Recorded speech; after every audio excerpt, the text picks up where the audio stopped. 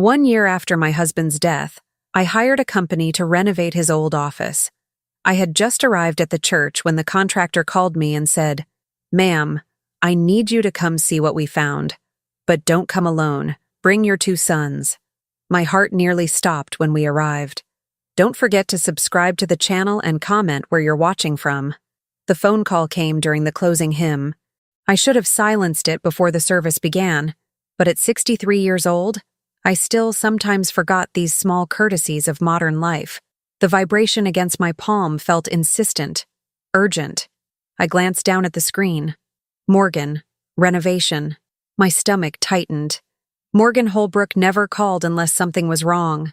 I slipped from the pew as quietly as I could manage, my joints protesting after an hour of sitting. The late September air outside St. Cy. Andrews felt crisp against my face as I pressed the phone to my ear. "Mrs. Golding, I'm sorry to interrupt your Sunday," Morgan began, his voice carrying an edge I'd never heard before. "But we've found something in your husband's office. Something you need to see immediately." "What kind of something?" I asked, wrapping my cardigan tighter around my shoulders. There was a pause.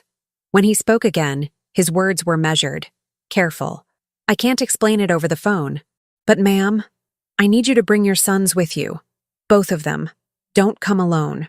The line went dead. I stood there on the church steps, staring at my phone as the bells began to toll. Don't come alone. What could possibly require both Michael and Dale to be present? What could a contractor find that would necessitate such a warning? My hands trembled as I dialed Michael's number. He answered on the 3rd ring, his voice heavy with the lazy contentment of a Sunday morning. "Mom, I'm in the middle of breakfast with Claire and the kids. Michael, I need you at the house. Now." I tried to keep my voice steady. "Bring Dale." "What's wrong?" "The renovation crew found something. The contractor says we all need to be there." I heard him cover the phone, muffled conversation in the background. Claire's voice rose sharply. I couldn't make out the words, but I recognized the tone. Irritation. Inconvenience. "Mom, can't this wait until—" "He said not to come alone, Michael. He said to bring both of you." Another pause. "We'll be there in 20 minutes. I drove home through the quiet streets of Millbrook Falls, Virginia, my mind racing through possibilities. Thomas had been gone for a year now, one full rotation of seasons without his steady presence beside me. The heart attack had been sudden, merciless.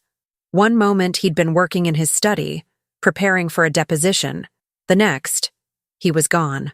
His office had remained untouched since that January morning. I couldn't bring myself to enter it, to face the absence that filled every corner of that room. But 3 weeks ago, on what would have been our 42nd anniversary, I'd made a decision. I would transform that space into something new. Not erase Thomas. I could never do that. But create something forward-looking. A library, perhaps. A place where our grandchildren could read. The renovation had begun 5 days ago. They'd started with the bookshelves, carefully removing Thomas's law volumes and boxing them for storage. Then the carpet, the old wallpaper. Morgan had promised it would take 3 weeks, maybe 4. They'd been scheduled to open up the wall behind Thomas's desk today. Something about updating the electrical wiring before installing the new built-in shelving. As I turned onto Hawthorne Drive, I saw both my sons' cars already parked in the driveway. Michael's sleek BMW sat next to Dale's more modest Honda. They stood together near the front porch, and even from a distance, I could see the tension in their postures. They'd barely spoken to each other since Thomas's funeral. Some argument over the estate that I'd tried desperately to stay out of. "Mom," Michael called as I climbed out of my car. He strode toward me, all business in his pressed slacks and polo shirt.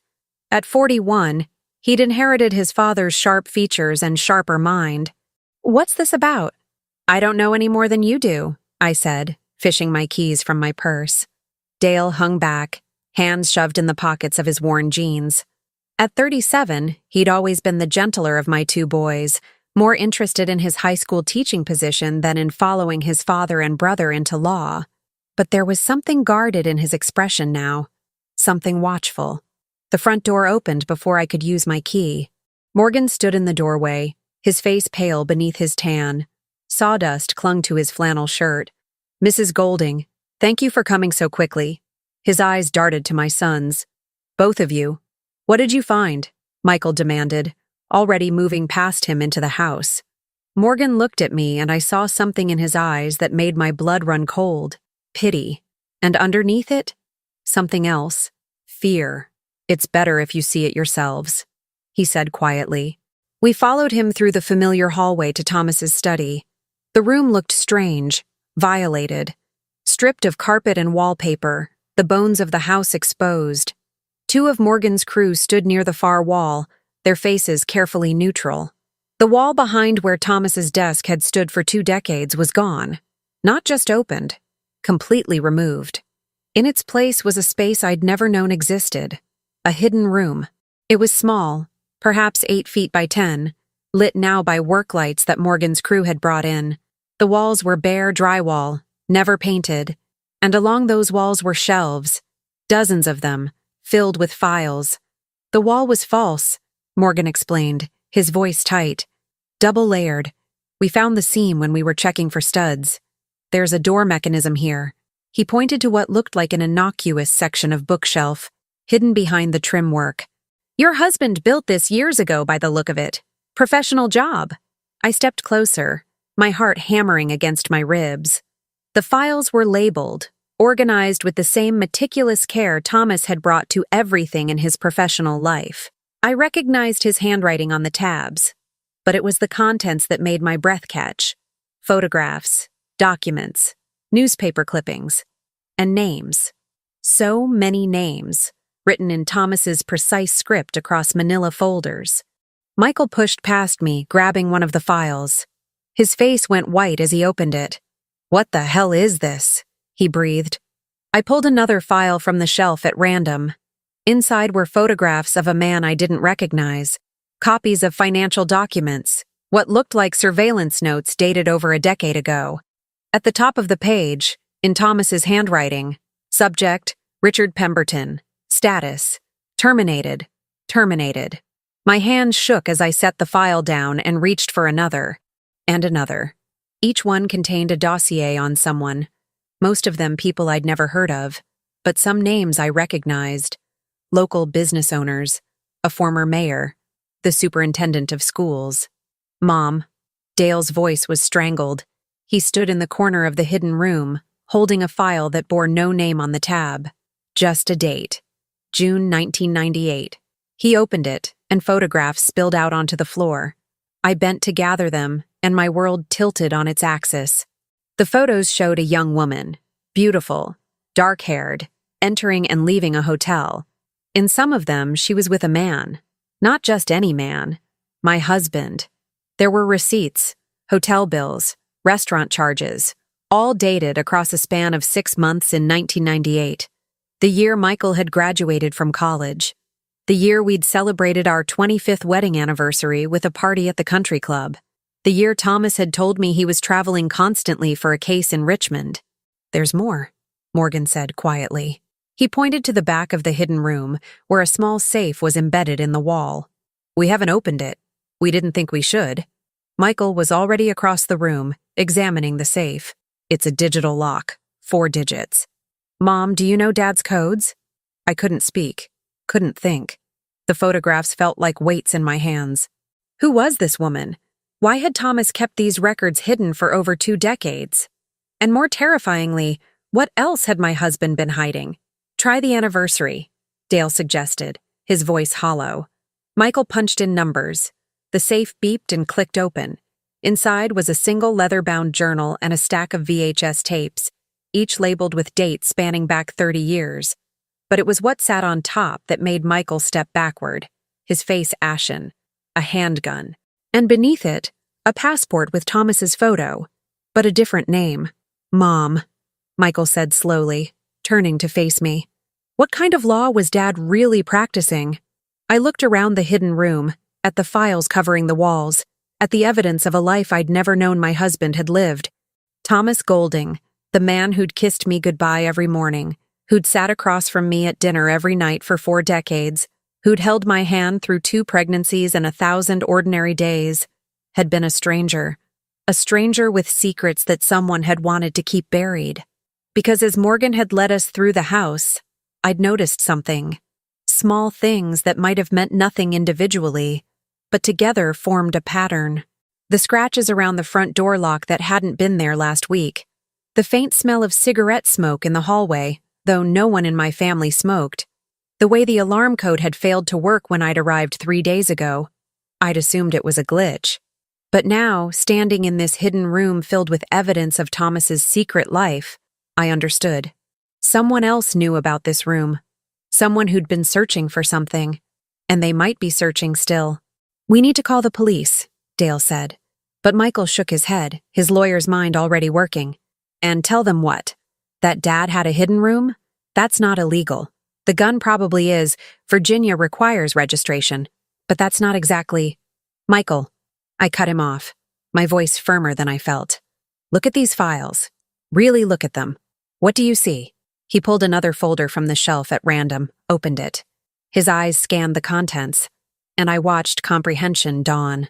"These are blackmail files," he whispered. I nodded slowly. "And if your father was keeping them, if he'd hidden them this carefully for this long, there's a reason." "What reason?" Dale demanded. "What could possibly justify—" The sound of footsteps on the porch stopped him mid-sentence. We all froze. A knock at the door, sharp, authoritative. Morgan moved to the window, peered out, and went even paler. "There's a sheriff's cruiser in your driveway." My heart stopped. "I didn't call them." "Neither did we," Michael said. Another knock, more insistent. A voice called through the door. "Mrs. Golding, this is Deputy Marshal Garrett. I need to speak with you about your husband's estate." Deputy Marshal. Not local police? Federal. I looked at my sons, saw my own fear reflected in their faces. Whatever Thomas had been involved in, whatever secrets he'd kept hidden behind that false wall, they'd just found us. And I had no idea what we'd done to put ourselves in danger, or how to protect my family from what was coming. The marshal knocked again, waiting. Time seemed to freeze in that hidden room, surrounded by evidence of a life I'd never known, holding photographs of my husband with another woman, while a federal officer stood at my door asking questions I had no answers for. I took a deep breath and started toward the hallway. Behind me, Michael grabbed my arm. "Mom, wait. We need to think about this." But I'd already made my decision. Whatever Thomas had done, whatever he'd been hiding, I would face it. I'd spent a year grieving a man I thought I knew. Now it was time to discover who he'd really been, even if the truth destroyed everything I'd believed about my life. Deputy Marshal Robert Garrett was younger than I'd expected, perhaps 50, with steel gray hair and eyes that missed nothing. He stood on my porch with the patient stillness of a man accustomed to waiting, his badge displayed prominently on his belt. "Mrs. Golding, I apologize for the Sunday intrusion," he said, his Virginia drawl softening the formality. "I'm following up on some irregularities related to your late husband's estate filing. May I come in?" Behind me, I felt Michael tense. Dale had gone silent. Morgan and his crew were still in the house, witnesses to whatever was about to unfold. "Of course," I said, stepping aside. My voice sounded remarkably calm, considering my heart was attempting to break through my ribcage. "Though I'm not sure what irregularities you're referring to. Everything was handled by my husband's law partner, Edward Hutchins." Something flickered in Garrett's eyes at the mention of Edward's name. "Yes, ma'am. That's actually part of what I need to discuss with you." He followed me into the living room, noting the renovation chaos with a sweep of his gaze. His eyes lingered on the open doorway to Thomas's study, and I saw recognition there. He knew about the hidden room, or suspected. "Marshal!" Michael stepped forward, extending his hand with the practiced ease of a corporate attorney. "I'm Michael Golding, Mrs. Golding's eldest son. Perhaps you could explain the nature of this visit?" Garrett shook his hand, assessed him with a glance. "I'm investigating potential financial crimes related to several estates managed by the Golding and Hutchins law firm over the past 15 years. The words fell like stones into still water. "My father's firm?" Michael's voice sharpened. "That's impossible. Golding and Hutchins has an impeccable reputation." "Had," Garrett corrected quietly. "Edward Hutchins disappeared 3 days ago. Cleaned out the firm's trust accounts. approximately $2.3 million, and vanished. We've issued a federal warrant. The room spun. I gripped the arm of the sofa to steady myself. Edward Hutchins had been Thomas's partner for 30 years. He'd been a pallbearer at the funeral. He'd helped me navigate the estate paperwork, had assured me everything was in order. When you say disappeared, Dale asked slowly, do you mean... I mean his wife came home Thursday evening to find his clothes gone, his computer wiped, and a note saying he was sorry. Garrett pulled out a small notebook. Mrs. Golding, when did you last speak with Mr. Hutchins? I struggled to remember. 3 weeks ago, when I signed the papers to authorize this renovation. He came here to the house. Did he seem agitated? Worried? I thought back to that afternoon. Edward had been his usual self, professional, sympathetic, perhaps a bit distracted. But there had been something. He asked about Thomas's office, whether I'd found anything unusual among his papers. Garrett's eyes sharpened. And had you? Michael shot me a warning glance, but I was tired of secrets, tired of lies. No, I hadn't been in the office since Thomas died, not until the renovation began. It was technically true. I hadn't found anything. The contractors had. Mrs. Golding, I need to ask you something directly. Garrett leaned forward, his expression grave. Did you know your husband maintained files on various individuals? Personal information? Financial records? The kind of documentation that might be considered blackmail material? Michael interrupted coldly. Marshall, I think before my mother answers any more questions, we should establish whether she needs legal representation. I'm not investigating your mother, Garrett said, but I am investigating what your father and Edward Hutchins were doing with those files, and why Hutchins ran the moment he heard about this renovation. The pieces clicked together in my mind with terrible clarity. He knew about the hidden room. We believe so, yes. We also believe he was afraid of what might be found there. Garrett stood, walked to the window overlooking the backyard. Mrs. Golding, your husband was a brilliant attorney. He also kept meticulous records of information that certain people would prefer stayed buried. We think Hutchins was helping him manage that information. And when your husband died, someone else wanted those files. I finished. Garrett nodded. We think Edward was being pressured, possibly threatened. And rather than face what was coming, he took the money and ran. Leaving my mother to face the consequences, Michael said bitterly. Leaving all of us to face them, Dale corrected. He'd been quiet until now, but his face was ashen. If Dad was blackmailing people, we don't know that's what he was doing, I said sharply. But even as I spoke the words, I knew they rang hollow. What else could those files be? Garrett turned back to face us. I need to see that room. Whatever your husband was hiding, it may be evidence in a federal investigation, and it may also help us locate Edward Hutchins before... He stopped. Before what? I demanded. Before whoever he's running from catches up to him. A chill ran down my spine. You think he's in danger? I think everyone connected to those files is in danger, Mrs. Golding, including you. The weight of his words settled over the room like a shroud. Morgan appeared in the doorway, his face uncertain. Ma'am, should my crew leave? Yes, Garrett said before I could answer. I'll need this to be an official scene. No unauthorized personnel. As Morgan and his crew filed out, I watched my peaceful Sunday morning transform into something from a nightmare.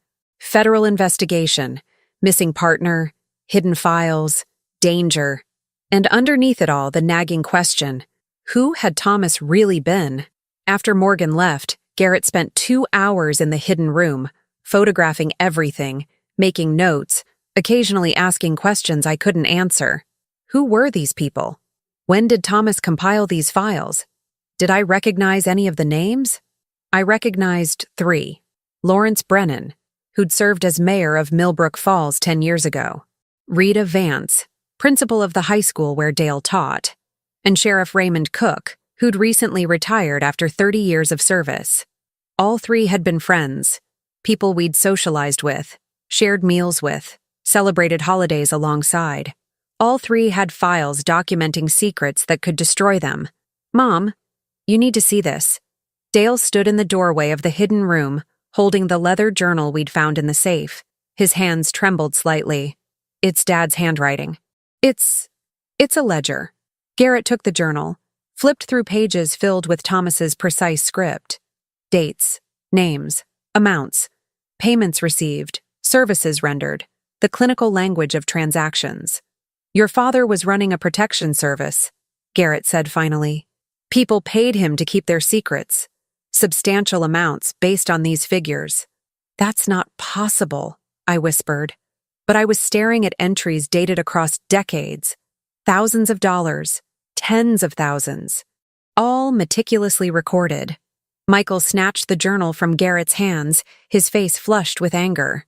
This doesn't prove anything. These could be legitimate legal fees. For cases that were never filed with the court. Garrett's voice was gentle but firm. Mr. Golding, I've already cross-referenced some of these names with public records. Your father wasn't representing these people in legal matters. He was collecting money to keep quiet about information he'd gathered. Then he was a criminal, Michael said flatly. Or he was protecting people, I said quietly. Everyone turned to look at me. What if these weren't victims? What if they came to him, asked for help, and he managed the situation? Garrett studied me with new interest. An interesting perspective, Mrs. Golding. Is that what you believe? I didn't know what I believed anymore. But I knew Thomas. Knew the man who'd donated to the hospital fundraiser every year, who'd mentored young lawyers, who'd held me when my mother died and told me everything would be all right. That man couldn't have been a simple blackmailer. Could he? I believe my husband was complicated, I said carefully. And I believe there's more to this story than we understand. My phone buzzed in my pocket. A text from an unknown number. Stop looking. Some secrets should stay buried. I showed it to Garrett, watched his expression harden. When did you receive this? Just now. He pulled out his own phone, made a call. I need a trace on a number and a security detail at 428 Hawthorne Drive. Priority 1. Security detail. The words made it real. We were in danger. Not theoretical future danger, but immediate, present threat. Marshall, I said slowly, if someone knows we found this room, knows we're looking through these files, why warn us to stop? Why not just take what they want? Garrett finished. Because they don't know what you've found yet. They're trying to scare you into walking away before you discover something specific. Discover what? Dale demanded. That's what we need to figure out. Garrett closed the journal carefully. Mrs. Golding, I'm going to need you and your sons to come to the federal building tomorrow morning. We'll need complete statements, and we need to secure these files before... The sound of shattering glass cut him off. We all froze as a brick crashed through the living room window, wrapped in paper. Garrett had his weapon drawn before the brick stopped rolling. Everyone down! Away from the windows! Michael pushed me behind the sofa. Dale crouched beside us. Through the broken window, I heard an engine roar to life, tires squealing as a vehicle fled down Hawthorne Drive. Garrett spoke rapidly into his radio, calling for backup, issuing descriptions I couldn't process through the ringing in my ears. When he was satisfied the threat had passed, he retrieved the brick with gloved hands, unwrapped the paper carefully. What does it say? I asked. His face was grim. It's a list of names. 23 of them. He looked at me. Including your sons. And you. The paper fluttered in his hand as he held it up. At the bottom, scrawled in red marker, everyone who knows pays the price. We're taking you into protective custody, Garrett said. All 3 of you, right now. Wait. I stood, ignoring Michael's protests. I need something from the hidden room first. Mrs. Golding, 1 minute, please. Garrett hesitated, then nodded. Make it fast. I walked into Thomas's gutted office, into that secret room that had upended everything I thought I knew. The files lined the walls, so many lives documented, so many secrets preserved. But I wasn't looking at the files. I was looking at the VHS tapes. The dates on them spanned decades, but one caught my eye. September 15th, 1987. The day we'd moved into this house. The day Thomas had insisted on setting up his office first, before even unpacking the kitchen. The day he'd worked late into the night, alone, building this room. I grabbed 3 tapes, that one, and 2 others dated around significant events in our marriage. Events where Thomas had been distant, preoccupied, secretive. "Mom, we need to go," Michael called from the hallway. I slipped the tapes into my cardigan pockets and returned to find my sons being ushered toward the door by federal agents who'd arrived with remarkable speed. As I stepped out into the cool September afternoon, I looked back at my house. The home where I'd raised my children, where I'd built a life with a man I thought I knew. Someone had threatened my family. Someone wanted these secrets to stay buried badly enough to hurl a brick through my window. But they'd made a mistake. They'd assumed I would run, would hide, would let federal agents take over while I trembled in fear. They didn't know that I'd spent 40 years married to a man who kept secrets. I'd learned a few things about patience, about observation, about waiting for the right moment to act. And I'd learned that the most dangerous person in any room is the one everyone underestimates. The 63-year-old widow, the grieving wife, the confused, helpless woman who needed protection. Let them think that. Let them believe I was fragile, overwhelmed, out of my depth. While they watched the shield, they wouldn't see the sword. I climbed into the back of the federal vehicle, the VHS tapes heavy in my pockets, and began to plan. The federal safe house was a nondescript ranch in Fairfax County, 40 minutes from Millbrook Falls. Beige siding, brown shutters, a lawn that needed mowing, the kind of place you'd drive past without a second glance. Perfect camouflage for people who needed to disappear. "You'll stay here until we assess the threat level," Garrett explained as he ushered us inside. The interior was as generic as the exterior. Standard government-issue furniture, bare walls, the faint smell of industrial cleaner. "We've got agents posted outside. No one gets in or out without authorization." Michael immediately began making calls to his office, his wife, anyone who would listen to his complaints about the disruption to his schedule. Dale sat at the kitchen table, staring at nothing, his face still pale from shock.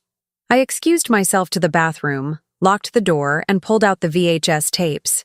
3 cassettes, 3 different eras of our marriage, but no way to watch them. I doubted the safe house came equipped with a VCR. A soft knock interrupted my thoughts. "Mom?" Dale's voice uncertain. "You okay?" I slipped the tapes back into my pockets and opened the door. "I'm fine, sweetheart." He studied me with concern that made my heart ache. Of my 2 sons, Dale had always been the more perceptive, the one who noticed when something was wrong. "This is insane. All of it. Dad couldn't have been what they're saying he was." "I know." I squeezed his hand. "But we need to understand what really happened before we can defend him. The files, Mom. All those people. What if they're coming after us because—" He stopped, struggled with the words. What if Dad hurt people? What if he ruined lives? It was the question I'd been avoiding. Then we deal with the truth, whatever it is. But even as I said it, doubt gnawed at me. Thomas had been many things. But cruel? Destructive? I couldn't reconcile that with the man who'd read bedtime stories to our sons, who'd held my hand through my father's funeral, who'd kissed my forehead every morning before leaving for work. Unless I'd never really known him at all.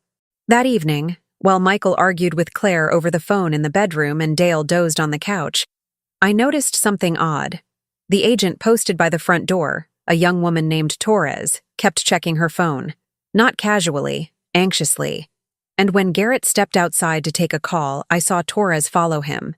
Through the window, I watched them have a heated conversation. Garrett's body language was aggressive, territorial. Torres looked defensive. They were arguing about us. About the case. When Garrett returned, his expression was carefully neutral. But I'd spent 40 years reading people's faces at dinner parties and client meetings. Something had changed. "Mrs. Golding, I need to ask you some questions about your husband's partnership with Edward Hutchins." He sat across from me at the kitchen table, pulled out his notebook. "How much did you know about their business arrangement?" I knew they were partners, equal shares in the firm. Thomas handled most of the trial work. Edward managed estates and contracts. "Did you know Edward was married before? That his first wife died in a car accident in 1995? The question seemed to come from nowhere. "Yes, I knew. It was tragic. She was only 32. Garrett's pen stilled on the page. Did your husband ever mention anything unusual about that accident? A cold feeling spread through my chest. What are you implying? I'm not implying anything. I'm asking if Thomas ever suggested the accident might not have been— He chose his words carefully. Accidental. Absolutely not. But even as I said it, I remembered something. A conversation, years ago, after a firm dinner. Thomas and I driving home and him saying something odd about Edward. He's trapped now. No way out. I'd assumed he meant trapped by grief, by loss. What if he'd meant something else entirely? Marshall Garrett, I said slowly. What did you find in those files about Edward's wife? He closed the notebook. That's part of an ongoing investigation. I can't— You think my husband knew something about her death? You think he used it to control Edward? The pieces were assembling themselves in my mind with terrible clarity. All these years, Edward wasn't just Thomas's partner. He was— What? Another victim? Another person Thomas had leverage over? I think your husband was very good at collecting insurance policies, Garrett said quietly. Information he could use if he ever needed leverage. And I think Edward Hutchins finally decided he'd had enough. My phone buzzed. Another text from the unknown number. Ask Garrett about his brother. I showed him the screen. Watched the color drain from his face. Who sent this? His voice was tight. The same number as before. What does it mean? What about your brother? Garrett stood abruptly, walked to the window. When he spoke again, his voice was rough. My brother committed suicide 8 years ago. He was a banker in Richmond. Got caught up in some kind of financial scandal, lost everything. He turned to face me. Your husband's firm handled the investigation. The implications hung in the air between us. You think, Thomas? I think my brother's name was in one of those files, Garrett said. And I think whatever information your husband had drove James to put a gun in his mouth. The room tilted. This wasn't just about investigating Thomas's crimes. This was personal. Garrett had a stake in whatever we uncovered. Does your supervisor know? I asked carefully. Know what? That I requested this assignment? That I've been waiting 8 years to find out what your husband knew about my brother's death? His laugh was bitter. I'm the best person for this case, Mrs. Golding. Because I understand exactly what kind of man Thomas Golding was. Then you're compromised. Michael stood in the hallway, his face hard. You can't investigate objectively. You need to remove yourself. I need to find Edward Hutchins before he disappears with evidence that could answer 8 years of questions. Garrett shot back.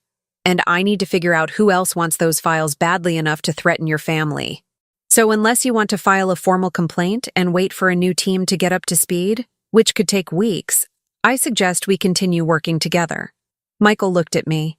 I saw the calculation in his eyes. The lawyer's assessment of risk versus reward. We continue, I said quietly. But Marshall Garrett, you need to be honest with us. All of us. No more secrets. He nodded slowly. Fair enough. Then here's the truth. We found something else in the files. A list of dates and locations. Meeting spots, we think? Where your husband collected payments. The last entry is dated 3 weeks before he died. The location is the old Riverside Mill, out past Route 29. That's abandoned, Dale said. Has been for years. Exactly. Private. No witnesses. Garrett pulled out his phone, showed us a photograph. We sent a team there this afternoon. Found this in the main building. The image showed a room set up like an office. Desk, filing cabinet, laptop computer. But everything was destroyed. Papers scattered, drawers ripped out. The laptop smashed. Someone got there first, I breathed. 2 days ago, by the look of it. Right around the time Edward Hutchins disappeared. Garrett swiped to another photo. We also found this. A message spray-painted on the wall in red. The doctor knows. What doctor? Michael demanded. That's what we need to find out. Garrett's phone rang. He stepped away to answer it, his voice dropping to a murmur. I pulled out my own phone, opened the text message again. Asked Garrett about his brother. Someone wanted me to know the marshal was compromised. Someone wanted to create distrust, division. But why? Unless they needed us fighting among ourselves instead of looking too closely at the evidence. I stood, walked to the kitchen window. The safe house backed onto a wooded area, dark now as evening settled in. Movement caught my eye. A figure, just at the tree line, too far to make out details but standing there, watching. "Marshall," I called quietly. "We have company." Garrett was at my side in seconds, weapon drawn. He radioed Torres. "Perimeter breach, northeast corner. Move in but don't engage until—" The lights went out. Complete darkness. Michael swore. Dale called for me. Garrett was shouting orders into his radio. And then I heard it. The soft click of the back door opening. Someone was inside. "Everyone down!" Garrett's voice cut through the chaos. "Federal agents! Identify yourself!" Silence. Then footsteps, deliberate and unhurried, crossing the kitchen tile. A flashlight beam cut through the darkness, blinding, and when my eyes adjusted, I saw a figure standing in the doorway, wearing one of the marshal's jackets and holding Torres's access badge as if he belonged there. A man in his 60s, well-dressed, familiar. It took me a moment to place him because he was so utterly out of context. Dr. Richard Brennan, our family physician for 20 years. "Hello, Constance," he said calmly, as if he'd just arrived for Sunday dinner.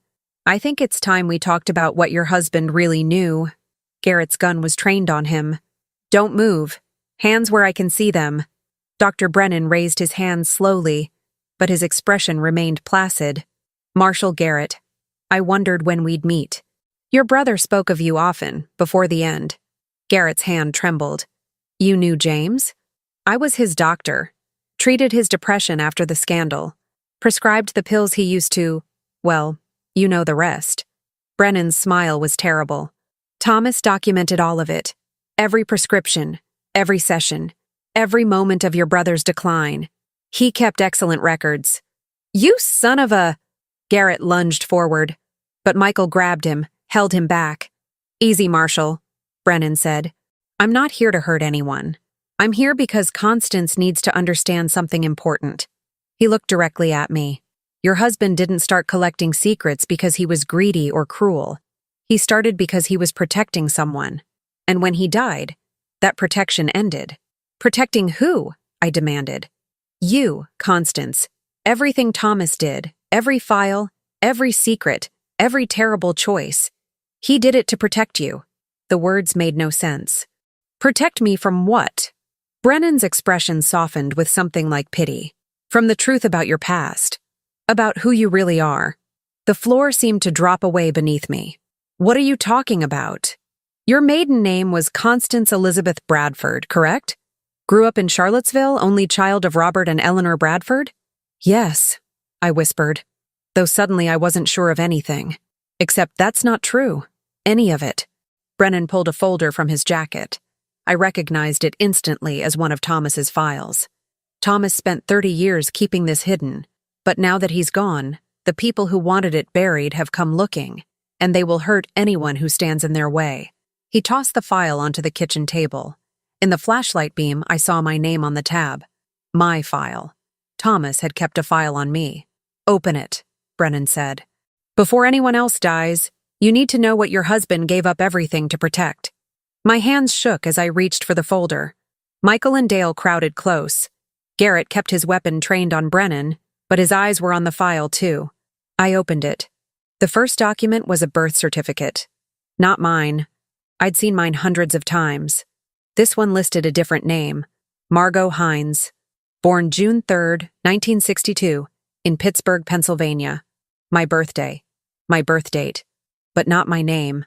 "I don't understand," I breathed. "Keep reading," Brennan said softly. Newspaper clippings, dated 1968. A house fire in Pittsburgh. 2 deaths. Robert and Diane Keller. 1 survivor, their 6-year-old daughter Margot. Photographs of a little girl with dark hair and solemn eyes. She looked familiar in a way that made my skin crawl. She looked like me. "No," I said. It's a mistake. My parents were Robert and Eleanor Bradford. I grew up in Charlottesville. You remember what you were told to remember," Brennan interrupted. "What the Bradfords raised you to believe. They adopted you after the fire, Constance. Changed your name, your history, your entire identity. And they did it because someone very powerful wanted you to disappear. Who? Dale demanded. Why would anyone? Because of what your mother witnessed the night of that fire. Brennan's voice was grim. Because she saw who said it. Because at 6 years old, Constance, or Margot, was the only witness to a double murder. The room spun. I gripped the table edge, fought to breathe. This couldn't be real. Couldn't be true. But the photographs, the birth certificate, the dates that lined up perfectly with my life, reimagined as someone else's story. Thomas found out, I whispered. Somehow he discovered who I really was. When you were engaged, Brennan confirmed. He was doing background research for the wedding announcement, found a discrepancy in your adoption records, started digging. And what he found, he shook his head. The people who killed your birth parents, who wanted you silenced, they were connected, powerful. Thomas realized that if anyone discovered you were still alive, still a potential witness, they'd come after her. Michael finished, his voice hollow.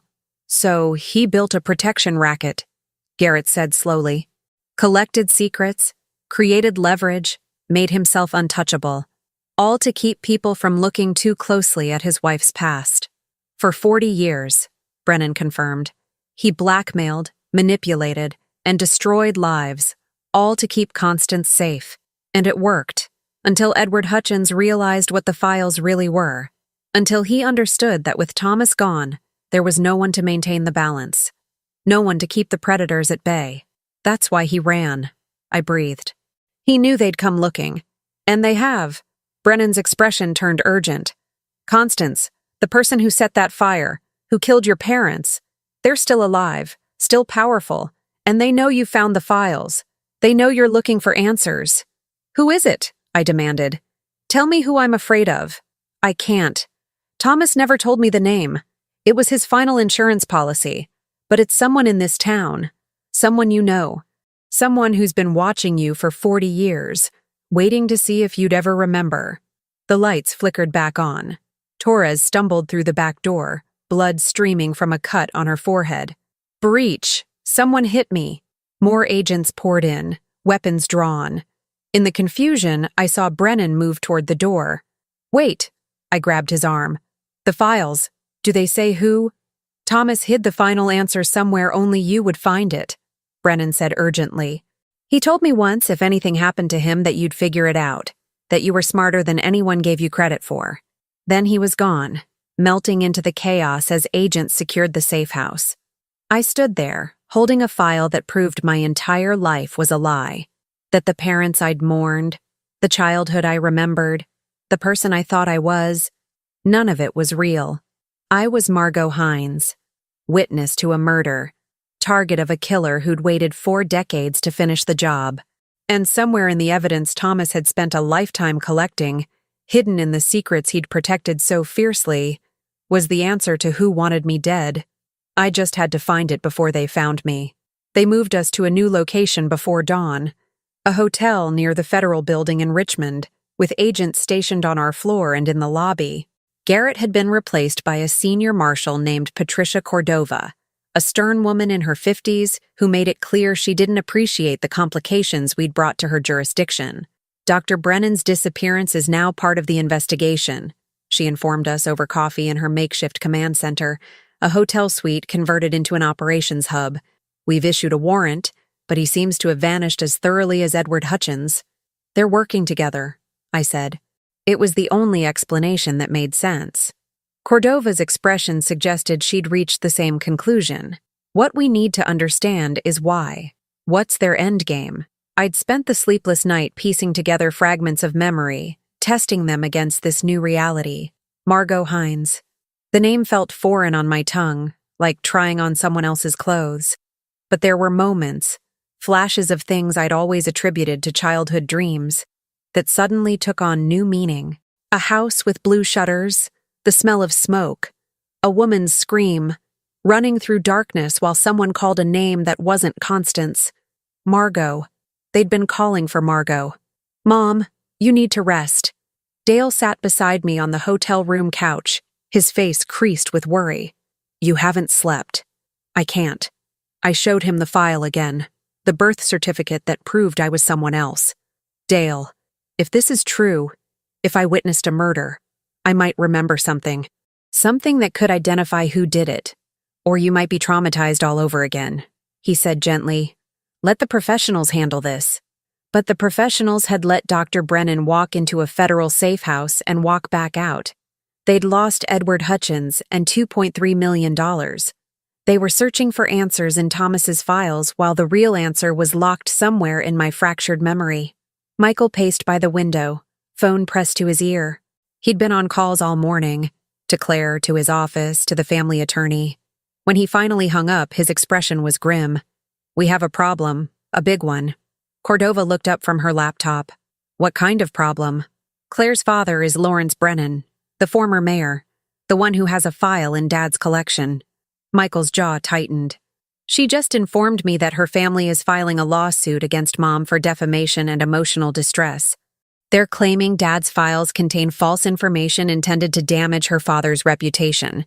That's ridiculous, Dale said. They can't sue Mom for something Dad did. They can and they are. And Claire's standing with them. Michael's voice cracked slightly. She wants me to choose. Her family or mine. The betrayal in his eyes cut deeper than any physical wound. His wife, the woman he'd built a life with, was turning this investigation into a weapon against us. Lawrence Brennan, I said slowly, pulling the name from memory. He was mayor from 2008 to 2014. Thomas and I went to several functions at his house. He has a daughter about your age, Michael, and a son. Richard, Cordova finished, looking up from her computer.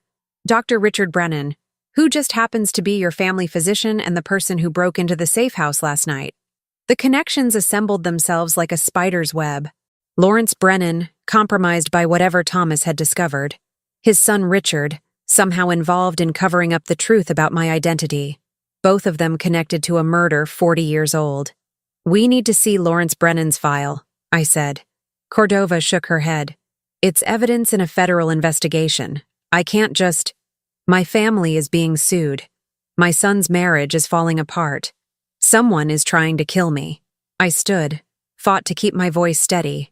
I have a right to know what's in that file. After a long moment, Cordova pulled out her phone, made a call. 10 minutes later, an agent arrived with a copy of Lawrence Brennan's file.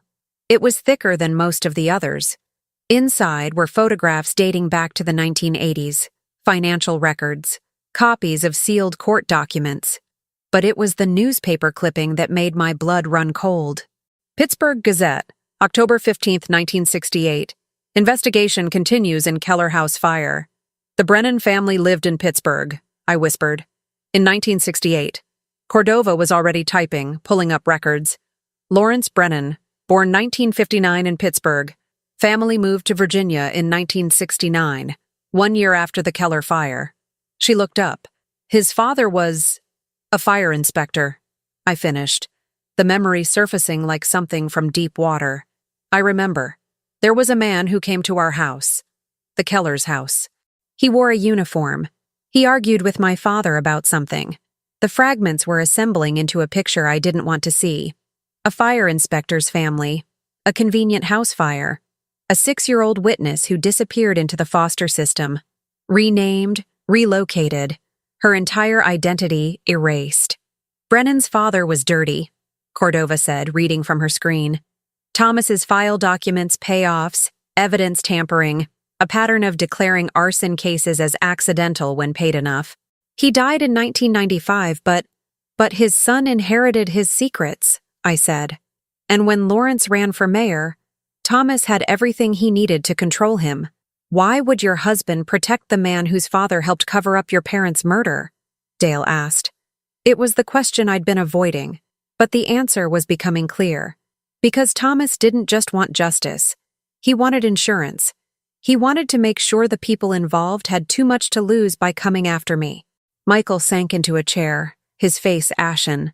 Dad built an entire criminal empire just to keep you safe, and now it's falling apart. Everyone he controlled, everyone who had something to lose, they're all scrambling to protect themselves. By eliminating the witness, Cordova said quietly. By eliminating you. My phone buzzed. Another text from the unknown number. Your sons will pay for your husband's sins. Starting with Michael's reputation. Before I could show it to Cordova, Michael's phone rang. He answered, listened, and went pale. That was my senior partner. Someone leaked confidential client information to the press. Information that was on my laptop. They're saying I violated attorney-client privilege. His voice was hollow. They're opening an ethics investigation. I could be disbarred. It's escalating, Cordova said. They're not just threatening anymore. They're actively destroying your family's credibility, your resources, your ability to fight back. Dale's phone buzzed next. He read the message, and I watched the color drain from his face. The school board. They're putting me on administrative leave, pending an investigation into... He stopped, showed me the screen. Allegations of inappropriate conduct with students. That's insane, I said. Dale, you're the most ethical teacher. Doesn't matter. His hand shook. Once an accusation like this is made, it follows you forever, even if it's proven false. They were taking my sons down systematically, destroying their careers, their reputations, their lives. And they were doing it because I dared to look for the truth. We need to go public, Michael said suddenly. Release the files, all of them. If everyone's secrets are exposed, then everyone has motive to silence you permanently, Cordova interrupted. No, we need to identify who's orchestrating this and build a case that will stand up in court. While my family is destroyed, Michael's voice rose. While my marriage falls apart and my brother loses his career, while we keep you alive, Cordova shot back. That's the priority. But I was thinking about something Dr. Brennan had said. Thomas hid the final answer somewhere only you would find it. The VHS tapes. They were still in my overnight bag, confiscated as evidence but logged and stored. I stood, interrupting the argument. Marshal Cordova, I need access to evidence. 3 VHS tapes from my husband's safe. She frowned. Why? Because my husband documented everything. If there's an answer, it might be on those tapes. 20 minutes later, we were in a federal building conference room with a VCR that looked like it belonged in a museum. Cordova, 2 other agents, my sons and I gathered around as I inserted the first tape. The one dated September 15th, 1987. The day we'd moved into our house. The screen flickered to life. Thomas appeared, younger, his hair not yet gray. He sat in what I recognized as his office. Before the false wall, before the hidden room. Constance, his recorded voice said, if you're watching this, then I'm gone, and you've found the room, which means the protection I built has failed. My throat tightened. Dale gripped my hand. I want you to know that everything I did for you. When I discovered who you really were, what you'd witnessed. Thomas paused, collected himself. I had a choice. Tell you the truth and watch you live in fear, or keep the secret and make sure no one could ever hurt you. He chose the lie, Michael whispered. I chose you, Thomas's recorded voice continued, as if answering. And I'd make the same choice again. But if you're watching this, the situation has changed. The people involved have made a move, so you need to know everything. The camera angle shifted. Thomas held up a photograph. I recognized it immediately as one from my file. The Keller house, before the fire. Your father, Robert Keller, was an accountant. He discovered fraud at his firm, massive embezzlement, money laundering, connections to organized crime. He documented everything, planned to go to the authorities. Thomas's expression was grave. They killed him before he could, made it look like an accident, a gas leak, a house fire. But you survived, Margot. You ran. The name sent chills through me. Margot. I'd been Margot. The man who ordered the hit was named Vincent Castellano, mid-level crime boss, Pittsburgh operation. He's dead now. Died in prison in 1994. But his organization survived. And the person who actually set the fire, who made sure your parents didn't escape. Thomas leaned closer to the camera. That was never proven. The investigation was compromised by the Brennan family's fire inspector father. The evidence was destroyed. Then how do we find them? I asked the screen, knowing he couldn't answer. But Thomas smiled, as if he'd anticipated my question. I spent 30 years following the money. Castellano's organization had connections in Virginia. When his empire fell, his people scattered. Some went legitimate, changed names, built new lives, got into politics, business, medicine. Medicine. I thought of Dr. Richard Brennan, of his father Lawrence. I documented everyone with connections to the original crime, Thomas continued. Everyone who might have been involved. It's all in the files. But the person who actually killed your parents, who tried to kill you, I never found definitive proof until 3 weeks ago, 3 weeks before he died. I received a call, anonymous. Someone who claimed to know what happened that night. They wanted to meet, to make a deal.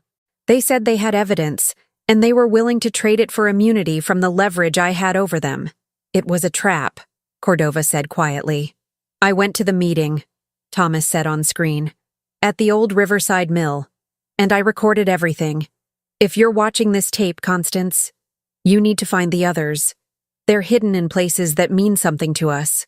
Places only you would think to look. The screen went black. We sat in silence. Finally, Dale spoke. Dad was trying to make a deal with his own blackmail victim, someone he had leverage over, someone who knew about the Keller murders, someone who killed him for it, Michael added. I thought about the recording, the meeting at Riverside Mill, the destroyed office we'd found there. Thomas made a recording of that meeting, I said. It would be evidence of who killed my parents, maybe even evidence of who killed him. And it's on one of the other tapes, Cordova realized. Or hidden somewhere the killer hasn't found yet. My phone buzzed. The unknown number again. Found the mill. Found the office. Looking for the house next. Hope your sons survived the search. The threat was clear. They were going to my house. Where Morgan's renovation crew had torn open walls, exposed the hidden room, disturbed evidence. Where they might find whatever Thomas had hidden there. We need to get back to Millbrook Falls, I said, standing. Now. Absolutely not, Cordova said.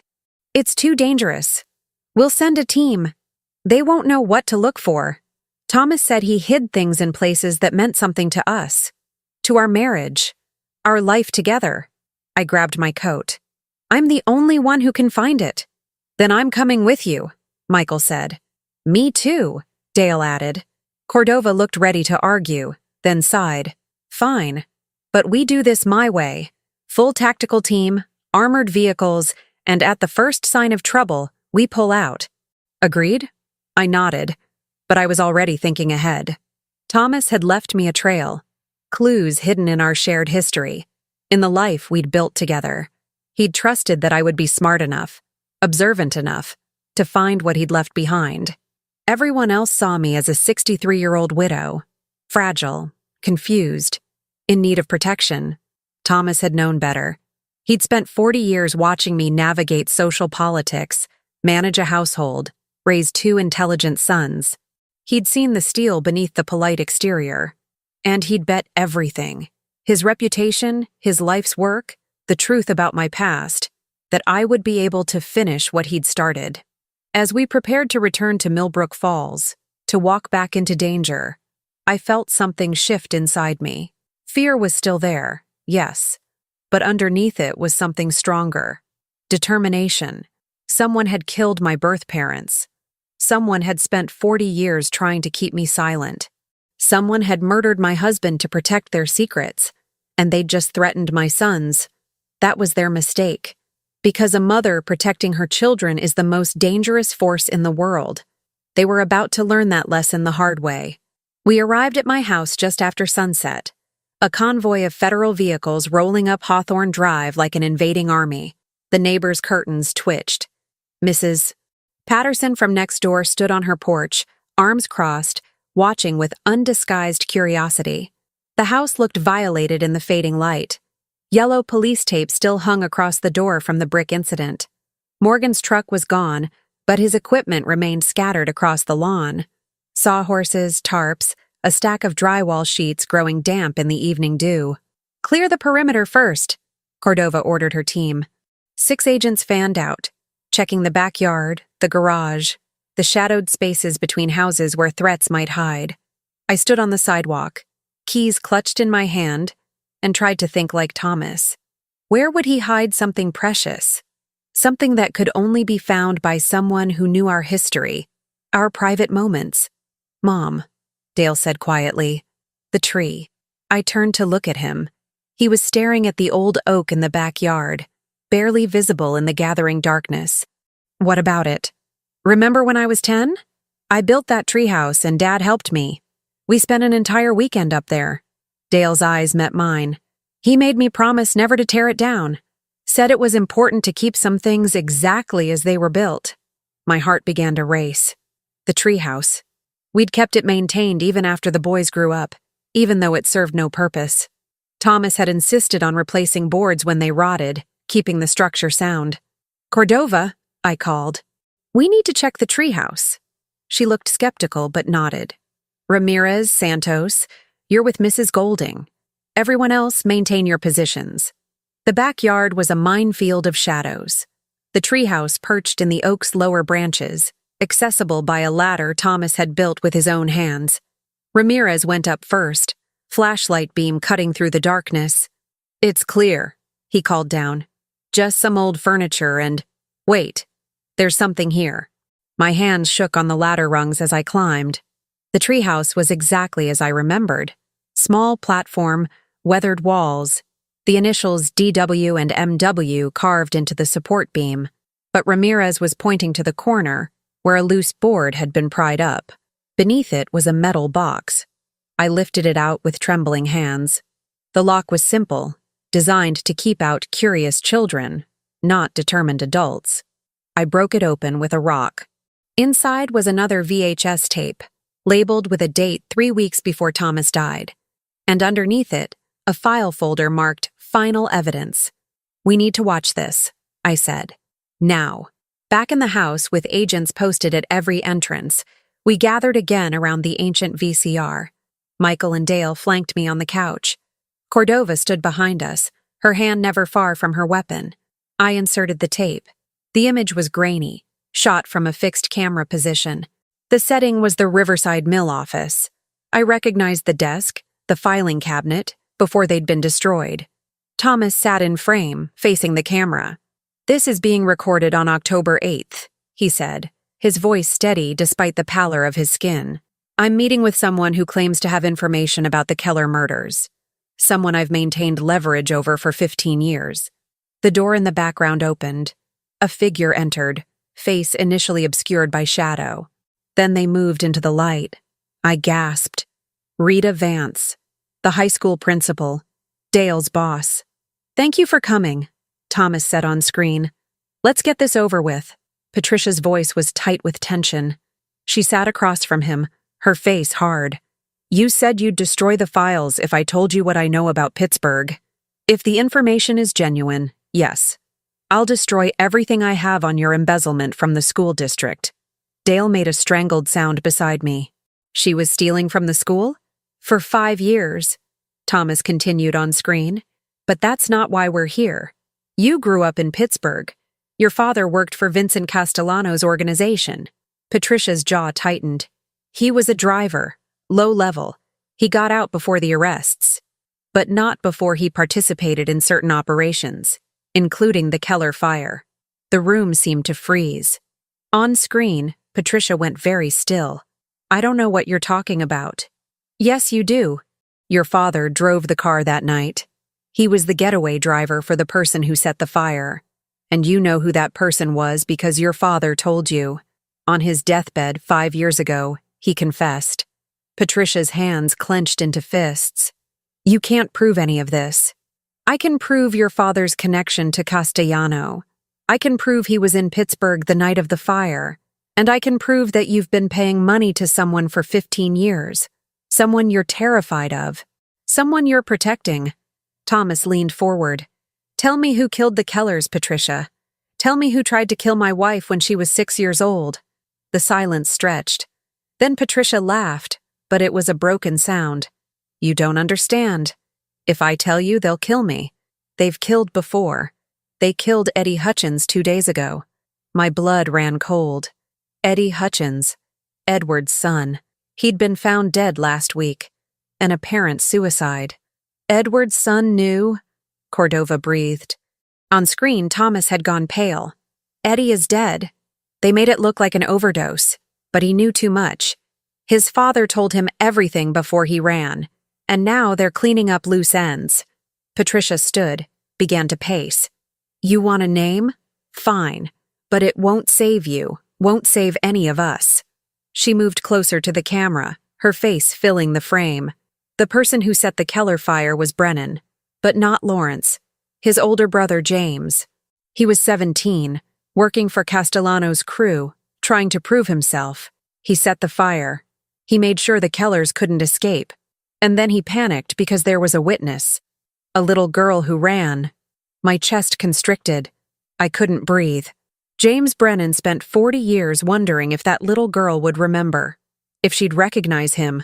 When his father got the fire inspector job in Virginia and helped cover it up, when Lawrence got into politics, they all had something to lose if the truth came out. Patricia's eyes glistened. But James had the most to lose, because he didn't just kill the Kellers. He liked it, and he kept doing it. What do you mean? Thomas asked, his voice barely audible.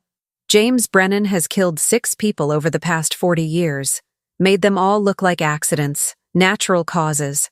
Anyone who got too close to the truth, anyone who might expose him. She looked directly into the camera. And now he knows about you, about your wife, about these files. The tape went silent. Then Thomas spoke again, his voice steady despite the fear in his eyes. Where is James Brennan now? Patricia smiled, but it was terrible. That's the thing, Thomas. You already know him. You've known him for 20 years. You just never realized who he really was. The screen went black. We sat in stunned silence. Then Cordova was on her phone, barking orders. I need everything we have on James Brennan. Family records, aliases, employment history. He changed his identity, I said numbly. Just like I did. He became someone else. Someone local, Michael said. Someone we know. Dale was staring at nothing, his face ashen. Principal Vance has been dead for 3 days. They found her Monday morning. Carbon monoxide poisoning in her garage. Another accident, Cordova said grimly. Just like Eddie Hutchins. Just like Thomas, I finished. The pieces were falling into place with horrifying clarity. His heart attack. What if it wasn't natural? Cordova's expression confirmed she'd been thinking the same thing. We need to find James Brennan. Now. Before, the doorbell rang. Everyone froze. Cordova signaled her agents, weapons drawn. Through the window, I could see a figure on the porch. Alone. Unarmed, as far as I could tell. Mrs. Golding? A familiar voice called through the door. It's Sheriff Cook. The dispatcher told me the feds were back at your house, and I figured I'd better come check on you. Raymond Cook. Retired sheriff. Friend of 30 years. The man who'd comforted me at Thomas's funeral. Who'd promised to look out for me. The man who had a file in Thomas's hidden room. Cordova moved to the door, looked through the peephole. He's alone. No visible weapons. Don't open it, I said suddenly. Something was wrong. Something about the voice, the timing, the way he'd appeared exactly when we'd discovered the truth. But Cordova was already opening the door, her weapon trained on Cook. Sheriff, I'm going to need you to show me some identification. Raymond Cook stepped into the light. He looked exactly as he always had. Silver hair, weathered face, kind eyes that crinkled when he smiled. He raised his hand slowly. Easy now, Marshal. I'm just here as a concerned citizen. Heard the commotion, wanted to make sure Constance was safe. How did you know I was here? I asked, my voice surprisingly steady. He looked at me, and something in his expression shifted. The kindness faded, replaced by something colder. Because I've been watching, waiting. 40 years is a long time to wonder if someone will remember. The world tilted. James, I breathed. He smiled then, and it transformed his face into something monstrous. Hello, Margot. Took you long enough. Cordova's weapon came up, but Cook was faster than a man his age should be. He grabbed her wrist, twisted, and suddenly he had her gun. Agents poured in from the backyard, but Cook had already put the weapon to my head. Everyone stops or Constance dies. Right here, right now, just like her parents. The agents froze. Michael and Dale started to move, but I shook my head slightly. I could feel the cold metal against my temple, smell the sweat and desperation rolling off the man I'd called friend for 3 decades. The man who'd killed my parents, who'd tried to kill me, who'd murdered my husband. You set the fire, I said quietly. You were just a boy, old enough to understand what happened to snitches. His voice was rough. Your father was going to destroy everything. Castellano's whole operation. I did what needed to be done. And then you became a cop. Changed your name. Built a whole new life. Built a perfect life. Until your husband started digging. Until he figured out who I really was. Cook's grip tightened. I tried to warn him. Tried to make a deal. But he wouldn't let it go. So I made his heart stop. Easy enough when you know what you're doing. You murdered him, Michael said, his voice breaking. I eliminated a threat. Just like I eliminated Rita Vance when she talked. Just like I eliminated Eddie Hutchins when he tried to blackmail me. Cook pulled me backward toward the door. And now I eliminate the last loose end. The witness who's haunted me for 40 years. You won't make it out of here, Cordova said. There are 6 agents surrounding this house. Then I guess we'll see how many people die tonight. Cook's hand was steady, his voice calm. This wasn't panic. This was a man who'd killed before and knew exactly what he was doing. But he'd made a mistake. He assumed I was the same terrified 6-year-old who'd run from a burning house. He assumed I was helpless, dependent on others to save me. He didn't know what I'd learned in 40 years of watching, listening, preparing for a threat I couldn't name but always felt lurking. He didn't know about the letter opener in my cardigan pocket, the one Thomas had given me for our anniversary, sharp as a knife, that I'd been carrying since we found the hidden room. Just in case. You're right, I said quietly. You've been very careful, very smart. You became the sheriff, the one person who could control investigations, cover up evidence, protect yourself. Exactly. He sounded almost proud. But you made one mistake. What's that, Margot? I drove the letter opener backward into his thigh, hard as I could. He screamed, his grip loosening for just a second. I dropped, rolled away, and Cordova was on him before he could recover. Agents swarmed, weapons drawn, and Raymond Cook, James Brennan, was on the ground, bleeding and cursing and finally caught. I sat on my living room floor, shaking, while chaos erupted around me.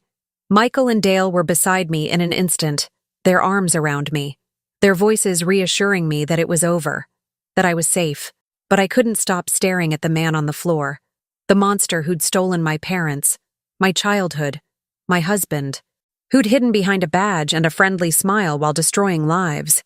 What was the mistake? Cook gasped out through his pain, looking at me with hatred and something almost like respect. What mistake did I make? I met his eyes steadily. You assumed that being old meant being weak. You assumed I'd be easy to control, easy to kill. I stood, with my son's help, and looked down at the man who'd terrorized me without my even knowing it. But I've spent 63 years surviving, learning, watching, preparing. I smiled then, cold and sharp. And Thomas spent 40 years teaching me exactly how dangerous underestimated people can be. As the agents hauled Cook away, as paramedics checked my trembling hands and Cordova congratulated me on my quick thinking, I felt something break open inside me. Margot Hines had watched her parents die. Constance Golding had lived a lie. But the woman standing in this house, surrounded by evidence of secrets and violence and 40 years of hidden truth, she was someone new. Someone forged by both identities, strengthened by both lives. Someone who'd just taken down a killer with nothing but intelligence, patience, and a letter opener. Thomas had been right. I was strong enough to finish what he started, and I wasn't done yet. The next 3 weeks passed in a blur of depositions, interviews, and revelations that rippled through Millbrook Falls like aftershocks from an earthquake. James Brennan, the man we'd known as Sheriff Raymond Cook, confessed to everything, not out of remorse, but with the clinical detachment of someone discussing a particularly complex chess game. 5 murders over 40 years, each one carefully staged to look natural. My parents, Thomas, Rita Vance, Eddie Hutchins, and a man named Gregory Walsh in 1998, who'd been investigating cold cases and gotten too close to the truth about the Keller fire. He'd lived among us for 3 decades, attended church services, coached Little League, served as sheriff with distinction, his corrupt father having buried his juvenile record so completely that no background check ever connected him to the boy who'd set that fire. The media descended on our small town like locusts. Headlines screamed about the killer sheriff and the Black Widow attorney. They got half the story wrong, but the truth was strange enough that I couldn't entirely blame them. I sat in my kitchen on a Tuesday morning in late October, exactly 1 month after the renovation crew had found the hidden room, and watched the sunrise paint the oak tree gold. The treehouse was still there, but I'd decided to take it down. Some memories didn't need to be preserved. "Mom?" Dale appeared in the doorway, 2 cups of coffee in hand. He'd been staying with me since the arrest, unwilling to leave me alone despite my protests. "How are you feeling?" "Like myself," I said, for the first time in a long time. It was true. The woman I'd been, Constance Golding, devoted wife, doting mother, pillar of the community, had been real, but incomplete. Now, knowing the truth about Margot Hines, about the trauma buried beneath 40 years of carefully constructed identity, I felt more whole than I had in decades. Broken and mended, scarred, but stronger for it. Dale sat across from me, and I saw the question in his eyes, the one he'd been afraid to ask. "Do you remember it now? The fire?" I did. The memories had returned in fragments over the past weeks, pieces of that night reassembling themselves like a puzzle. I remember my mother singing while she made dinner, my father at the kitchen table with papers spread out, worried about something, then the smell of smoke, the heat, my mother screaming for me to run. And Brennan? I remember a young man's face in the window, watching the house burn, smiling. I wrapped my hands around my coffee cup. I was too young to understand what I was seeing, but some part of me never forgot. That's why I never felt entirely safe, even in my own home. Why I always checked the locks twice, kept a weapon close, watched strangers too carefully. "You knew," Dale said softly. "On some level, you always knew. Perhaps. Or perhaps Thomas's 40 years of vigilance had taught me to be cautious. Either way, it had kept me alive." My phone buzzed. A text from Michael. "Heading over. We need to talk." He arrived 20 minutes later with Claire. That surprised me. They'd been separated since the lawsuit, living apart while lawyers negotiated the terms of what everyone assumed would be a divorce. But Claire's hand was in Michael's as they walked up the path, and her eyes were red, as if she'd been crying. "Mrs. Golding," she said, her voice breaking, "I owe you an apology, a massive one." I invited them in, poured more coffee, and waited. "My father," Claire began, then stopped, collected herself. "When the files came out, when everything went public, I learned things. Things about him, about my family, that I never knew." Lawrence Brennan's file had been released as evidence. The public now knew about the payoffs, the corruption, the cover-up of the Keller fire investigation. He'd resigned from every board he sat on, retreated into his mansion, and refused to speak to the press. "He used his position to help hide a murderer," Claire continued. "And when you and Michael were threatened, when your family was being destroyed, I stood with him. I chose protecting his reputation over protecting the people I should have cared about most." "You didn't know," I said gently. "I should have trusted you. Should have trusted Michael." She looked at my son with raw emotion. "Instead, I let my family manipulate me, use me as a weapon against you." Michael's jaw was tight, but he squeezed her hand. "We're working through it, with a therapist. It's going to take time, but we want to try," Claire added. "If you'll forgive me, if you'll let me try to make this right." I thought about it, about grudges and anger and the poison they created, about how Thomas had spent 40 years fighting threats, collecting leverage, living in a constant state of war. That path had cost him his life and nearly cost me mine. "You're forgiven," I said. Both of you. But Claire, you need to understand something. I met her eyes steadily. Your father made choices. He has to live with the consequences. You can love him and still hold him accountable. You can be his daughter without being his defender.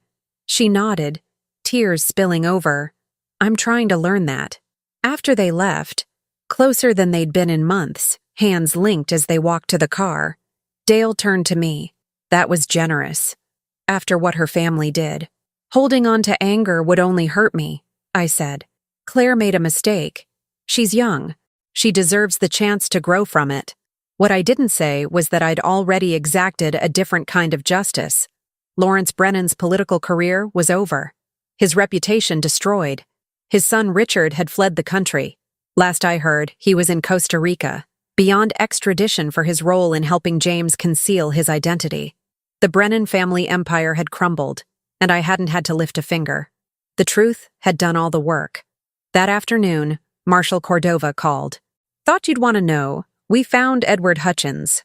My heart jumped. Where? Mexico. Living under an assumed name. He's agreed to return and testify in exchange for a plea deal. She paused. He wants to speak with you, Mrs. Golding. Says he owes you an explanation. The meeting was arranged for the following week, in a federal facility with Cordova present. Edward looked 10 years older than the last time I'd seen him. Gaunt, haunted. His expensive suit replaced with prison orange. Constance, he said when they brought him in. I'm so sorry. For all of it. I studied the man who'd been Thomas's partner for 30 years, who'd sat at our dinner table, celebrated holidays with us, held my hand at the funeral while knowing he was about to run. Tell me why, I said simply. He sank into the chair across from me. Thomas and I started the files together. Back in the beginning, it was about protecting clients. We'd find information that could be used against them in custody disputes, business negotiations. We'd document it, prepare defenses. When did it change? Gradually. We'd discover something damaging, and the person would offer to pay us to keep it quiet. At first, we refused. But then, he rubbed his face. Thomas told me about your past, about the danger you were in, and suddenly all that potential leverage became a tool. A way to protect you. By blackmailing people. By making sure powerful people had too much to lose if anything happened to you. If James Brennan made a move, if anyone connected to the original crime tried to silence you, Thomas had insurance. Mutually assured destruction. It was twisted logic, but I understood it. Thomas had built an empire of secrets to protect one secret. Mine. Why did you run? I asked. Edward's hands trembled. When Thomas died, I thought it was natural. Heart attack. Tragic but expected given his stress levels. But then Eddie, my son, started asking questions. He'd always been curious about the firm, about Dad's work. He found some of the files, started piecing things together. His voice broke. James Brennan figured out that Eddie knew. He killed my boy, Constance. Made it look like an overdose. And I knew. I knew if I stayed, if I tried to fight, I'd be next. So I took the money, and I ran, leaving me to face the consequences. I thought, he looked away. I thought they'd leave you alone. You were the grieving widow, you didn't know anything. I thought I was the threat, not you. You were wrong. I was a coward. He met my eyes finally. Thomas spent 40 years being brave enough to protect you. I couldn't even manage 40 days. I'm sorry, Constance. For everything. I stood to leave. Then paused. Edward, my husband built a criminal enterprise. He blackmailed innocent people, destroyed reputations, broke laws. He did it to protect me, but that doesn't make it right. I know, but he also kept me alive, kept our sons safe, made sure that a 6-year-old girl who witnessed a murder got to grow up, have a family, build a life. I looked back at him. I can be grateful for that and still acknowledge the damage. Both things can be true. What are you going to do? He asked. With the files? With everything Thomas built? It was the question I'd been wrestling with for weeks. Thomas's hidden room contained evidence of crimes, secrets, sins, information that could destroy dozens of lives if it became public. I could turn it all over to the authorities. Let justice take its course, even if that justice was harsh and indiscriminate. Or I could do what Thomas never did: destroy it all. Burn the files, erase the secrets, give people the chance to move forward without the weight of past mistakes crushing them. I'm going to make it right, I said, in my own way. The following week, I made my decision. With Cordova's approval and under federal supervision, I went through every file in Thomas's collection, the ones containing evidence of actual crimes, fraud, embezzlement, abuse. I turned over to the appropriate authorities. People who'd hurt others would face consequences. But the rest, the affairs, the mistakes, the poor choices that had harmed no one but the people who made them, those I destroyed, burned them in the fireplace while Dale and Michael watched, the flames consuming 40 years of secrets. "Are you sure about this?" Michael asked as the last file curled into ash. "I'm sure." I watched the fire, thought about Thomas sitting in his hidden room year after year, cataloging human weakness like a scientist studying specimens. "Your father thought he was protecting me by controlling everyone around us. But real protection isn't control. It's trust. It's believing that people can change, grow, make better choices. Even the ones who hurt you?" Dale asked. "Especially them. Holding on to those secrets would just make me into what Thomas became. Someone living in fear, using power to create safety that was really just an illusion." The renovation was completed in November. The hidden room was sealed up, returned to empty wall space. Morgan and his crew transformed Thomas's office into the library I'd originally envisioned. Warm wood shelves, comfortable chairs, large windows letting in the afternoon light. My grandchildren visited for Thanksgiving. Michael and Claire's 2 daughters, 7 and 9, explored the new space with delight. They didn't know what that room had been, what secrets it had held. They just saw a library, a place to read and dream and grow. "Grandma?" the youngest asked. "Why do you keep looking at that wall?" I smiled, pulled her into my lap. "Just remembering. Sometimes the things we hide end up being the things we most need to find." She wrinkled her nose. "That doesn't make sense." "No," I agreed. "I suppose it doesn't." But as I sat there, surrounded by family, in the house where I'd lived for 37 years, I understood something Thomas never had. You couldn't protect people by controlling them. You couldn't keep them safe by collecting weapons to use against potential threats. Real safety came from truth, from facing the darkness and not letting it consume you, from building something new from the ashes of what had been destroyed. I was 63 years old, a widow, a mother, a woman with 2 names and 2 histories, both of them true, both of them mine. I'd survived a fire at 6, survived a lie that lasted 40 years, survived the revelation that my entire life had been built on secrets and blood. And I'd done more than survive. I'd prevailed, not through violence or vengeance, but through patience, intelligence, and the quiet strength that everyone had underestimated. That evening, after the family had gone home, I stood in the new library and looked out at the oak tree. The treehouse was gone now, hauled away by Morgan's crew. In its place was empty space, room for new growth. I thought about Thomas's final tape, his last message to me. "I chose you," he'd said, "and I'd make the same choice again." He'd been wrong about many things, wrong about how to protect me, wrong about the cost of keeping secrets, wrong about the price he was willing to pay. But he'd been right about one thing. I was stronger than anyone knew, smart enough to find the truth, brave enough to face it, wise enough to know when to fight and when to let go. The house settled around me, familiar and strange all at once. My home, my sanctuary, no longer hiding secrets in its walls but holding memories instead. Good ones and bad ones, truth and lies, everything that made a life real.